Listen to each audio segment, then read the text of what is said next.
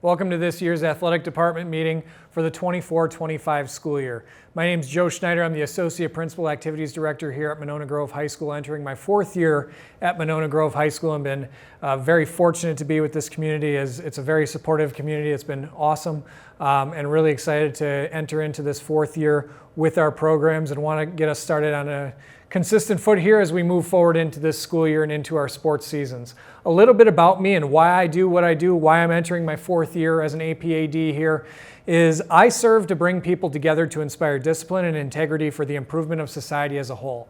I believe our athletic programs are the way to improve society as a whole. There's a lot of value on sports and athletics, a lot of value on activities here, and we can really utilize and leverage those in order to give our students a full educational experience, hopefully tying in discipline and integrity into their daily life choices and beyond, essentially into anything that they want to do from here.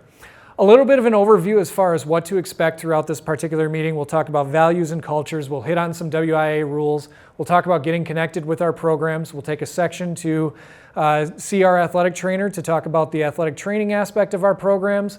We'll also overview the code expectations as well as anything in regards to athletic registration to make sure that you're all set there.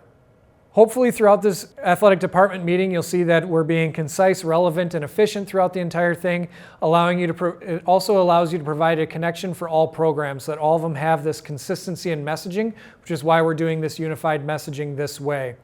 What we also want to do throughout this meeting is be able to get to a point of where you can finish your athletic registration so that that is all set and done. And also to check in or get any questions or clarification that you may need. There's a QR code that you'll see in the lower right-hand corner of your screen here, the lower right-hand corner of the slide that you can scan that allows you to check in to say that you have viewed this video, viewed this presentation, as well as an opportunity for you to provide us any feedback, as well as look for opportunities for clarification. And we'll look to get that clarification in the most efficient means possible as we continue to look to improve and provide clarifying information to our community. Hi, I'm Lily and I play volleyball here at MG.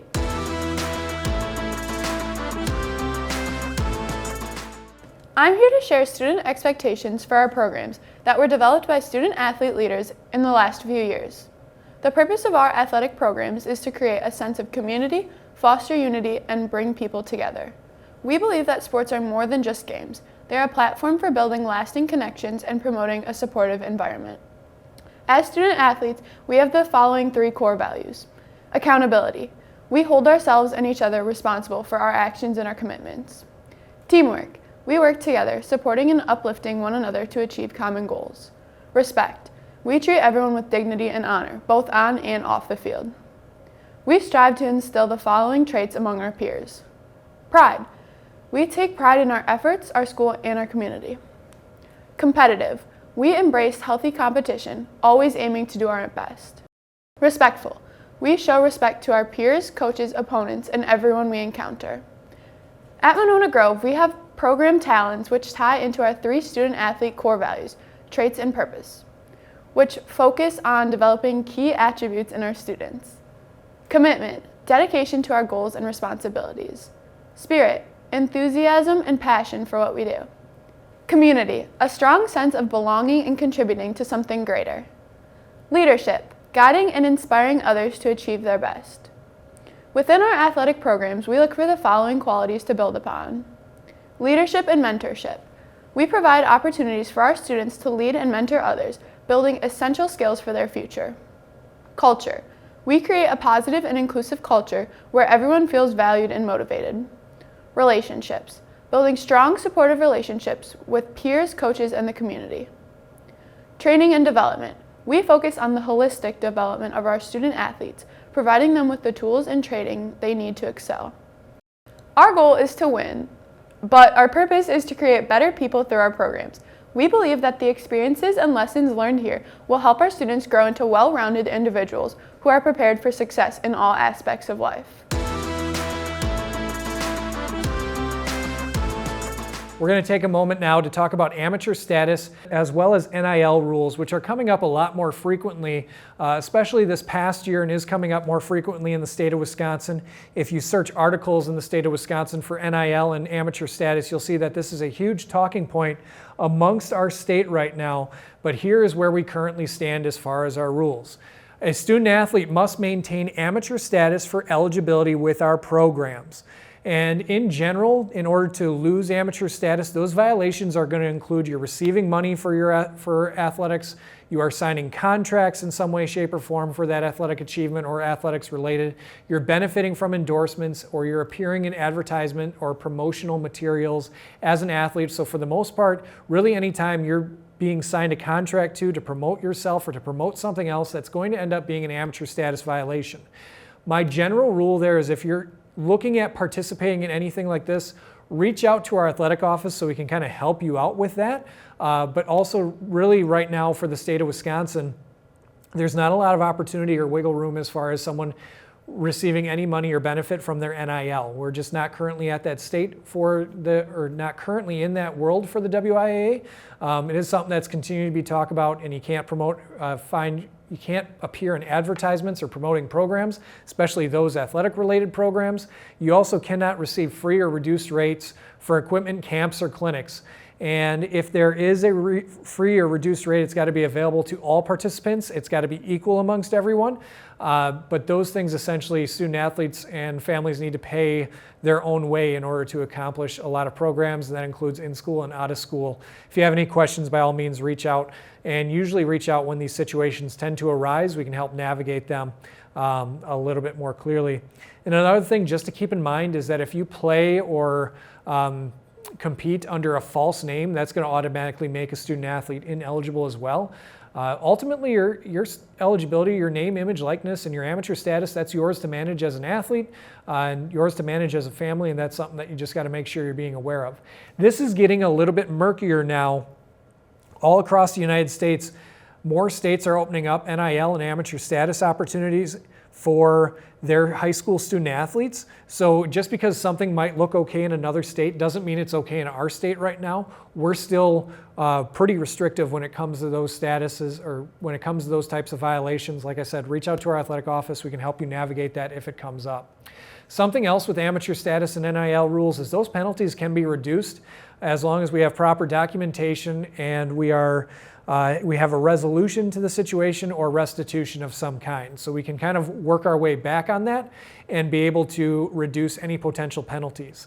And like I said, your NIL is yours. You got to own it and manage it, and you also got to know the consequences of it when your name, image, likeness is out there. Something else that you can know as parents, some of you may have been on the receiving end of this as business owners, is I send out a letter to our local Chamber of Commerce's every year, every summer, just asking them to refrain from using our student athletes and helping educate them a little bit more about the amateur status rules that currently exist for the WIAA in order to try to curb that as well.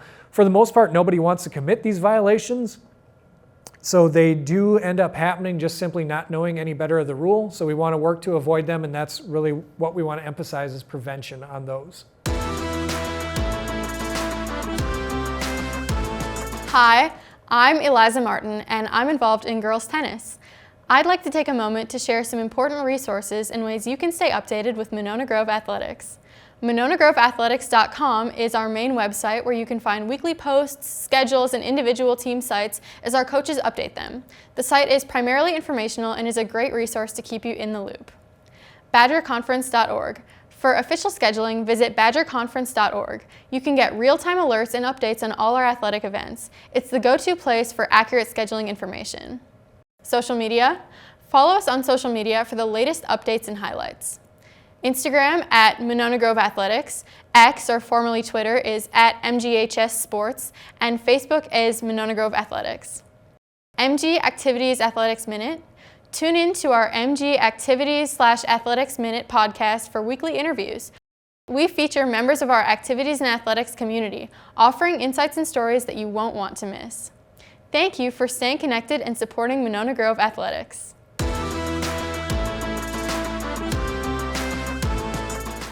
Hello, Monona Grove High School athletes and families. My name is Jackie Landry, and I am the athletic trainer here at MG. I work for UW Health, who has a contract with Monona Grove High School for daily training room hours and athletic event coverage during the WIAA sports seasons. In general, the training room is open Monday through Friday after school until about 6:30 p.m. throughout the school year. Any student athlete can come to me for injury care and evaluation, rehabilitation programs, and pre-practice or pre-game needs like taping and wrapping. I can also help with referring student athletes to UW Health sports medicine physicians and physical therapists when it is needed. I am looking forward to another year of athletics and will work hard every day to ensure the safety of all student athletes. In order to do this to the best of my ability, I need some help from you as athletes, parents, and guardians. Please pay attention to the following requests. Promptly report injuries to coaches and/or myself. It is crucial that athletes, parents, guardians, and myself are all on the same page. Provide coaches or myself with doctor's notes when activities should be restricted or when full clearance is given after an injury or illness. Report concussion symptoms immediately and remove yourself from play. And lastly, please familiarize yourself with the Monona Grove High School concussion care guidelines and the return to play protocol outlined in the Athletics and Activities Code. Here is my contact information. Don't hesitate to reach out with any questions or concerns.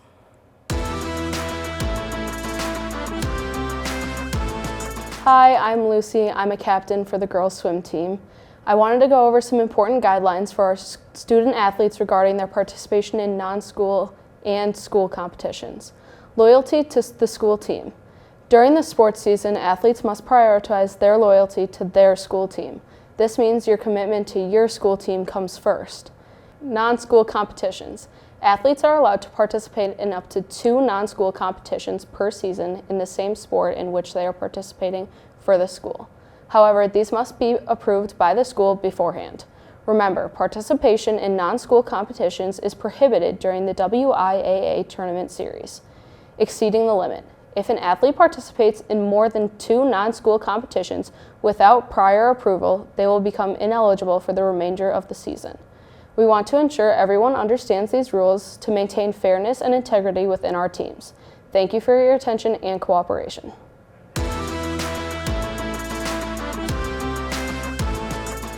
Let's now talk about really our code components, and we're going to start off by talking about the academic expectations in order to participate in our programs. Ultimately, the overarching rule in our code book is that participants in activities shall not receive any failing grades at the end of any quarter. When considering academic eligibility, only grades reflecting academic performance during the most recent grading period will be considered. So when looking at that, what does that mean? Ultimately, any student who has a failing grade is going to have their eligibility interrupted. So as soon as you have that one failing grade, and we have dates established in our code book as far as when those are in effect, because we do have some time in order to process, in order to make sure teachers get their grades up to date and any potential resolutions can be resolved, or any potential situations can be resolved. You get 21 calendar days of ineligibility from the date in which it is posted. If you have 2 or more failing grades, that means you're not going to have eligibility for the entire quarter. You are free to practice during this time, but you will not be eligible for competition. So essentially, to be able to represent Monona Grove beyond our own community is going to be restricted. The way you can get that back earlier as a student with 2 or more failing grades, with multiple failing grades, is if you can demonstrate that at progress report you have shown that you have all C's or better, you will immediately regain your eligibility at that progress report. A C- would not cut it. That cutoff has to be somewhere, and we go C or higher.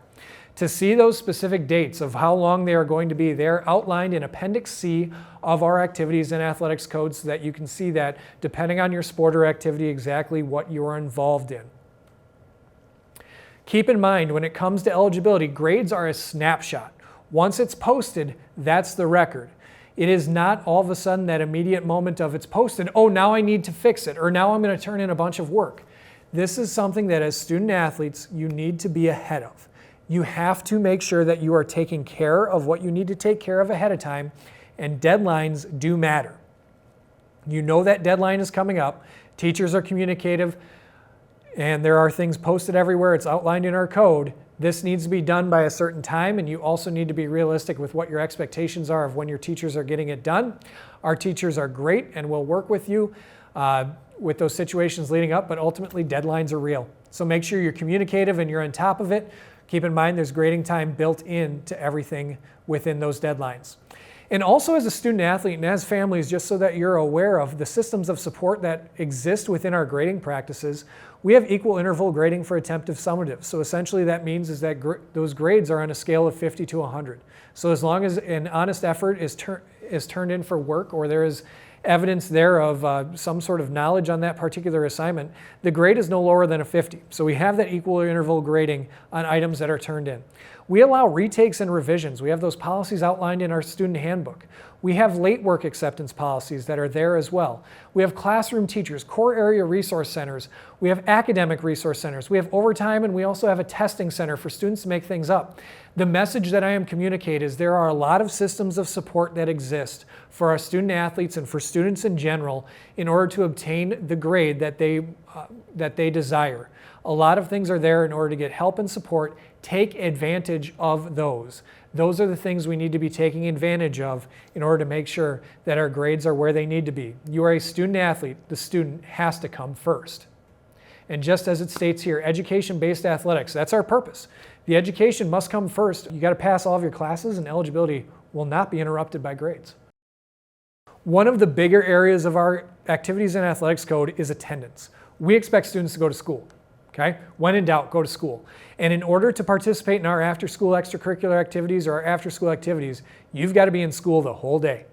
And the only way that you can get exceptions to this is if you have a prearranged absence, such as a doctor or medical reason. You need to get a note to our attendance office, and for best practice, you should get it in by noon of that day. That can be appointment confirmations, and it can be simple notes from the provider letting them know that yes, there is evidence of a medical type excuse or a medical appointment that we have here. Essentially, that needs to be on file to still remain eligible after school in those cases. A parent excuse is not enough to maintain eligibility. And the truth is ultimately we want to take that decision out of your hands. If a kid wakes up too tired to go to school at the start of the morning, then you know what? They're too tired to participate after school as well. We have to give a full commitment to school before we do that. We do have some extenuating circumstances in which we allow pre-approved for athletic participation. You reach out to our athletic office and see that situation. The most common ones that we deal with are things such as funerals. Unexcused absence on a Friday. So if on a Friday, you have an unexcused absence during that day, that's going to render a student athlete ineligible for the entire weekend. So ultimately, like I said, when in doubt, go to school. Otherwise, you need a doctor's note on file that would allow you to still participate after school if you have a doctor's appointment or a medical appointment of some kind. That gets handled through our attendance office. If at any time you are found to be finding fault or providing false or misleading information as it revolves around your attendance so that you can maintain athletic or activities participation, you're going to be subject to an eligibility period as soon as school personnel are made aware of it. And it's going to be no less than 1 week of eligibility for practice and competition at that point. It's all going to be determined based on how egregious that particular penalty was. As far as the actual process of how this works, coaches are going to get a report at 3 p.m. each day that's going to be sent to them essentially with an exclusion list. So essentially if one of their student athletes is on that list, they are not able to participate in after-school activities. So if you got that medical note in and attendance is all good, then they don't ever know that a student was actually gone. You have tools to monitor attendance via Infinite Campus. That's yours to own it. Issues are best addressed with the teacher or the attendance office if they were to arise. If you got an absence in whoever's class, your best bet is to go to that teacher as soon as you are made aware that you were received an absence and you believe it is incorrect, or to reach out to our attendance office as soon as that. There are tools on Infinite Campus. You can get an app on your phone that'll immediately send notifications as soon as a student is marked absent. Both student and parent guardian can get those notifications. You can sign up for that. If there are any patterns of tardiness or lateness to class, you could be ineligible for the next contest or activity, and that pattern is determined by associate principals working with you on attendance. Go to school. And like I said, full commitment to school is necessary before you can really delve into that after-school commitment. If you are not well enough to start the day, you're not well enough to participate at the end of the day. There's a lot of rationale behind that in order to make sure student athletes are protected and also to make sure that we are given that full commitment to school to prevent any academic ineligibility issues. There are also conduct expectations. So anytime you're looking at a high school athletic and activities code, there's really 3 pillars to it to stay eligible: attendance, academics, as well as conduct, and here is that 3rd pillar. We have SOAR expectations within our building, and ultimately if you're following those expectations, you're going to be in good shape. You're scholarly, organized, accountable, and responsible. Scholarly, you're getting your schoolwork done, you're studying, you're working hard, and you care about your academics. You're organized, you're on time, punctual, and fully present for your classes. You're accountable, you're honest, and you understand the consequences of your actions, and you're also responsible, avoiding prohibited behavior, and essentially doing what you should be doing. We have 5 conduct violations in our activities and athletics code. The first one is AODA violations. The second is state and federal statutes that essentially fall into the criminal acts section. We also have municipal ordinance violations, conduct unbecoming, and school suspensions. Here's how there are more words listed in the code that you can take a look at, but essentially when it comes to AODA violations, our student athletes shall not use, possess, or be an accessory to supplying any AODA. Any alcohol or other drugs or anything that they should not have in their possession. State and federal statutes as well as municipal, the language there is they shall not commit, allegedly commit, or receive a citation for any violation of state and federal statutes as well as municipal ordinance violations. Conduct unbecoming covers that they shall not violate the school handbook, participate in negative or unsportsmanlike conduct at school events or online. The conduct penalties are as follows. When it comes to violations 1 and 2, those are cumulative. So essentially you get started, put into a track, and it expands upon each violation from there. With violations 1 and 2, those are all grouped together. So your first violation in that ends up in a 25% suspension of whatever your sports season is, 50% for the second violation, ineligible for an entire calendar year, and then 2 calendar years after that. For violations 3 and 4, we do no less than the next upcoming competition and event, and usually we put together some sort of plan of improvement or behavior plan or what we can do moving forward on those. And then violation 5 just dictates that if you are suspended for school, you are suspended through all extracurricular activities as well through the last day of suspension of 11:59 p.m. The other thing to make you aware of for participants in WIAA extracurricular activities or WIAA interscholastic athletics is the WIAA felony rule, which states a student charged and or convicted of a felony shall upon the filing of felony charges become ineligible for all further participation until the student has paid his or her debt to society and the courts consider the sentence served. That includes probation, community service, etc. So essentially any student that ends up with a felony charge of any kind at that particular moment is now ineligible for our WIAA programs and really ineligible for our activities as well. That whole process needs to be done and over with, including whatever the sentence that was served prior to being reinstated. Remember, participation in our programs is a privilege, not a right. These are situations that we need to avoid. And when it comes to our conduct portion of it, this is a reason to avoid anything that could be considered a close call. You can't be near it. Because even if you get wrapped up into it and you don't feel like you deserve getting the blame or whatever it may be, you can't be there. You have to avoid those situations, and we want to make sure our code is a reason for you to say no. And keep in mind that as soon as a citation or charges are issued, that penalty is enforced. So like I said, it can't be close. This is the incentive to say no to potential peer pressure, and it is a privilege to participate, not a right of participation. When it comes to representing MG beyond our community, it is a huge responsibility, and you have to be up to the task 24/7. It is an all-the-time commitment. When it comes to our conduct rules, our state association requires year-round enforcement of that. So if you had something that happened a couple months before the season started and now it just came on our radar, doesn't matter, we still have to enforce that year-round. Also for WIAA athletics, any portion that you miss of the WIAA tournament, you're suspended or ineligible for the entire tournament. So for instance, we'll use football because that has a 5-game playoff. If you end up with a violation that would take you out of level 1 football or that first round playoff game, you would be ineligible through state. There's no coming back. Once you have violated a conduct portion of a school's athletic code and it eliminates you from any portion of the WIAA tournament, you are done for the rest of the tournament. There is no exceptions to that rule.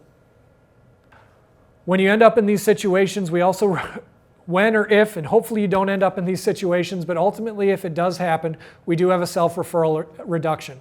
And essentially that self-referral reduction is that you approach administration or one of your coaches to admit to the infraction the next school day or practice day, so essentially any contact day after the infraction. And we'll reduce it based on our reduction calendar. So 25% would go down to 10% of a season, 50 down to 25 is how we work that.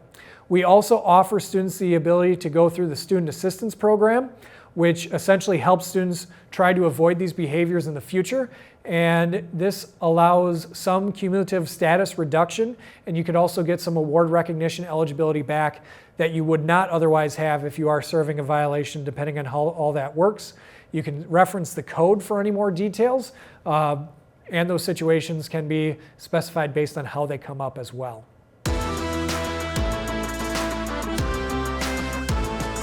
Hi, I'm Mackenzie Babcock and I'm involved in cross country and track. I'd like to share with you the Silver Eagle Support 6, our guidelines for supporting Monona Grove athletics in the best way possible. Be there. Attending athletic events demonstrates your commitment, fosters community, and creates a positive atmosphere for both players and fans. Your presence matters. MG Focus. We're Monona Grove, and that's where our focus should be. The MG Focus is all about keeping chance positive, emphasizing Monona Grove, enhancing team spirit, and maintaining a respectful environment. Chance targeting opposing players, teams, or officials are not accepted. No BCDs, blaming, complaining, defending. Avoiding blame, complaints, and defensiveness promotes accountability, positive problem solving, and a constructive sports environment. Let's focus on solutions and positivity. Honor officials and opponents. Respecting officials and opponents builds a culture of fairness and integrity. This contributes to a positive image for our team and sports community. Speak up in the moment. We encourage individuals to address issues promptly, fostering open communication, accountability, and a healthy sports environment. Don't hesitate to speak up if something needs to be addressed. Make us proud. Upholding positive behavior reflects well on our team and community. By demonstrating good sportsmanship and respect, we foster pride and unity within Monona Grove. Help us with the mission. We need your support in all aspects, including as spectators, to help us grow as student athletes to achieve our goals. This includes the next play mentality. We need everyone to adopt the next play mentality. This means focusing on what's next rather than fixating on a call or a mistake. Dwelling on what's already happened doesn't help anyone. Instead, let's concentrate on the next play and how we can improve. Student athlete mentality, creating a positive and supportive environment, is crucial for the mental health of our student athletes. We all have a role in this by promoting positivity and support. Conflict resolution and managing emotions. Athletic programs are an opportunity to grow. It's important to handle conflicts constructively and manage our emotions effectively. This means staying calm, communicating openly, and resolving issues in a way that builds understanding and cooperation. By focusing on these points, we can help our athletes stay mentally strong, foster a positive environment, and ensure that we're always moving forward together. Thank you for your commitment to supporting our athletes and creating a positive environment for everyone involved.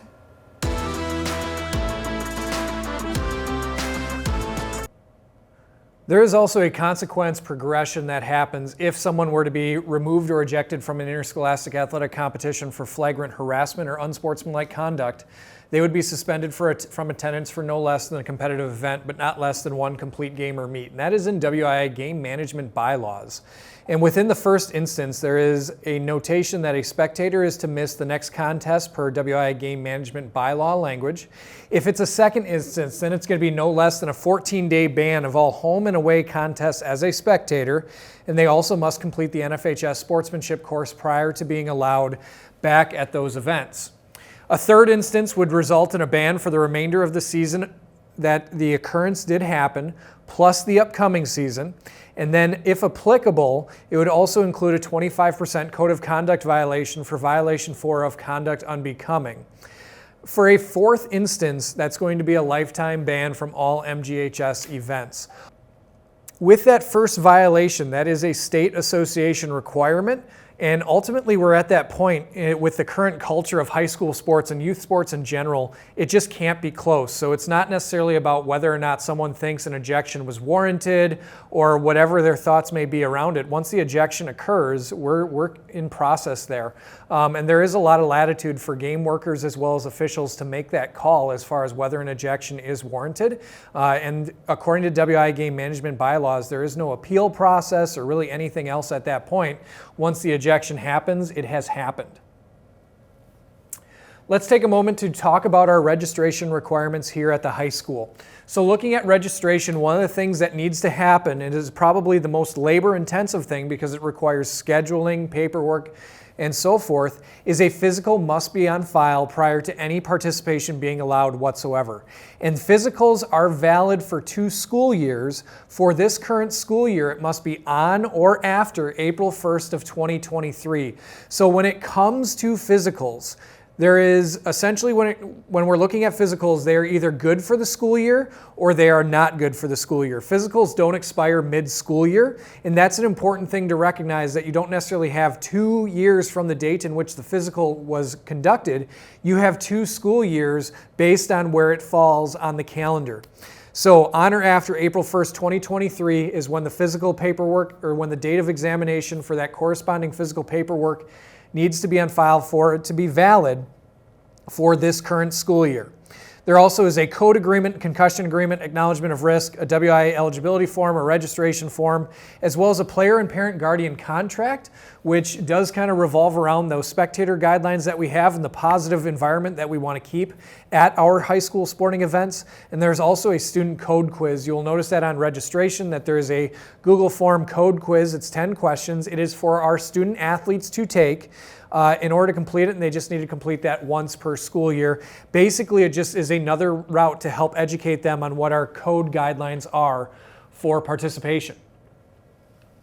When it comes to finishing registration, what you're going to want to see, and the reason I'm addressing this is because we do all of our registration in Infinite Campus, and this is probably our most frequent question that comes up, is how do I know registration has been completed? One of the things you will need to do is you'll need to see in your cart on Infinite Campus that you have one item in cart, which is that sport registration, and you'll select My Cart. And this is one of the finishing touches there, and then from there you'll have the ability to essentially type in your email address or the email address that the receipt should go to. It should be yours. And then once you have that receipt email address entered in, you'll select yes, and then it'll ask, do you want to submit payment for $0? And you would select yes. This is how you know you have finished registration, because if you typed in your email address correctly in that previous step, you should receive a receipt in your email for $0, signifying completed on the parent side. The student will also need to log into their portal and sign the corresponding documents as well. But those are the final steps of registration, and you should receive that receipt knowing that you have completed registration on the Infinite Campus side. You are always welcome to reach out to our office as well if you have any questions or want to verify that you have successfully registered your athlete for the sport season. With registration, we anticipate having to register hundreds of athletes when it comes to our spring sports, and we want to make sure that paperwork is up to date, eligibility information is up to date, and that all of our athletes and teams are as protected as possible. In order to do so, we need help on your end as well. So in order to add clarity to the registration process, in order to be eligible for day 1 of practice, registration has to be completed by 4 p.m. the Thursday before the season actually starts. So as you take a look at our spring sports that are listed there, for boys and girls track and field, we need your registration fully completed by Thursday, March 6th. For softball, as well as boys and girls lacrosse, we need that registration completed by Thursday, March 13th. For girls soccer and baseball, we need that registration complete on Thursday, March 20th. And for boys tennis and boys golf, we need it completed by Thursday, March 27th. We have, like I said, we'll have hundreds of athletes that we need to go through. We'll go through it on that particular Friday so we can get the information to the coach to be able to adequately start practice on that following Monday. Registration for these sports, for the most part, you can register after the fact, but there's going to be a waiting period from the time in which the season starts. So for instance, if you register for boys and girls track and field on the Monday that the season starts, we'll process that registration on Monday in order for you to be eligible to practice starting on Tuesday. So everything will have a 1 business day waiting period. And the sports that do have and have to make cuts within their program, such as our baseball program right now, that's where that's going to be very challenging. So you want to make sure that you are prepped and ready with all of your paperwork in and registration completed by 4 p.m. those Thursdays there. And the reason that it's 4 p.m. is because that's when we have our office staffed until. So we want to make sure if you have any questions or whatnot, we're able to answer. And that's when registration will be cut off, is 4 p.m. on those particular Thursdays. So make sure you're getting your paperwork in ahead of time. We give you plenty of lead time in order to do that, especially physicals and whatnot. So make sure you're meeting those deadlines. If you have any questions, or as well as sign in to indicate your participation in this particular meeting, hit the QR code in the lower right-hand corner of your screen, or if you're looking for clarification, or if you have any feedback as far as where we should be emphasizing some information more or something that could use more clarification, please fill that out on that QR code there. Otherwise, I appreciate your attendance. I appreciate your commitment to our programs, and good luck this season, and go Team MG.